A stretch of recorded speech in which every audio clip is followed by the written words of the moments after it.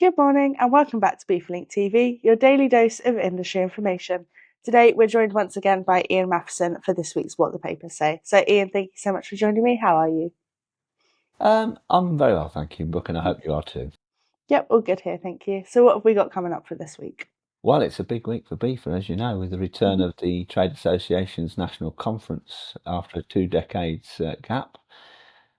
It's due to kick off tomorrow at the Slate Conference Centre within Warwick University, and the agenda is packed with sessions that address the pressing issues facing the logistics sector. And I suspect it'll be 2 days offering great networking opportunities as well. I understand that there are a few places still available, but anyone that wants to secure one needs to respond pretty quickly, I would think. Yeah, of course. We'll put a link in the description to the tickets page so you can get in contact with our team. Okay.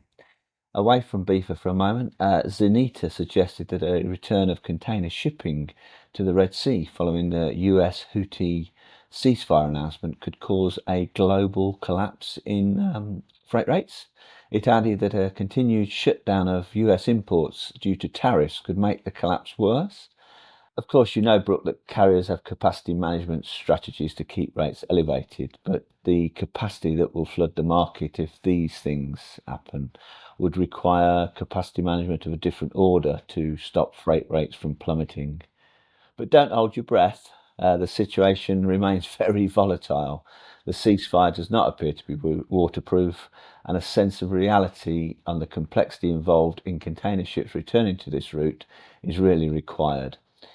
Carriers need reassurances over long-term safety of their crews, their ships and the cargoes, as do insurance companies. Will carriers and shippers want to go through the disruption of restoring schedules to the Suez Canal, only for the situation to deteriorate, sending them back to square one and having to reintroduce diversions around southern Africa?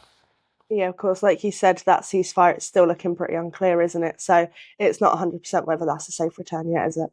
Absolutely not. Staying with container shipping, over the 7 days ending May the 8th, the Drewry World Container Index figure decreased 1% to $2,076 per 40-foot container.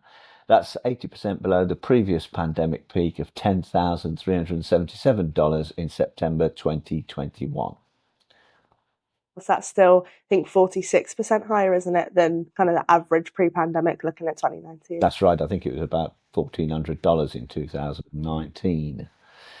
There's a very informative article on the Lodestar website which analyses the impact of the current instability in container shipping on ports.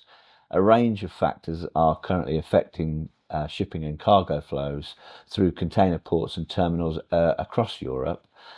Recent changes to shipping alliances in the market are a major cause, leading to a series of vessel repositionings, with problems in one gateway rippling to others in the region.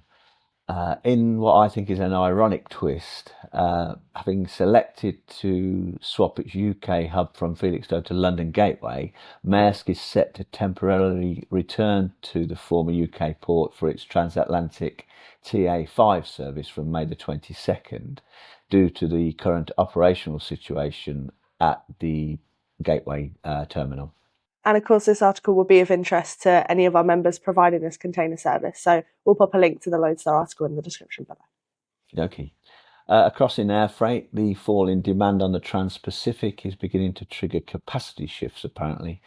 An organisation called Rotate reported an 18% fall in wide-body freighter capacity on the Trans-Pacific, adding that capacity has fallen 8% globally.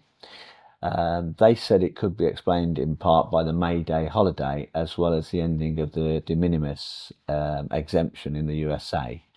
But they also said that other trade lanes appear to be seeing new capacity, notably the transatlantic, which saw an 11% rise. And they've also said that there's more capacity on those southern routes as well, haven't they? That's right, between Latin America and North America, and between Yes. Europe and Africa, yeah? Mhm. In regards to the UK's international trade, as you probably know, new deals were announced with both India and the USA last week. Both received a fairly mixed response. It remains to be seen what effect this may have on the UK's visible trade between the two countries and what that might mean for BIFA members who manage the supply chains that underpin that trade. The scope of the US-UK deal is limited and many of the details have to be ironed out. Any ultimate benefits will only become clear over time. Yeah, it looks like another one that our members shouldn't hold their breath on yet, should they? Absolutely not. And finally, Brooke, I know you don't like me mentioning the beautiful game, God. but I am looking forward to going to Wembley on Saturday to see Crystal Palace beat Manchester City. Yeah, I bet you are. I'm not gonna comment on that. Well, hopefully, Brooke, it's a sentiment that viewers will share, or any neutral will share, because everybody likes to see Manchester City lose, don't they? I'll leave that one between you and the members if they have any opposing comments on that one. Well, thank you very much, Ian, as always, for providing this update. I'm sure that our members will find it of use. Everything that we've discussed today will be in the description, as always. Thank you so much for watching today's edition of BIFA Link TV, your daily dose of industry information.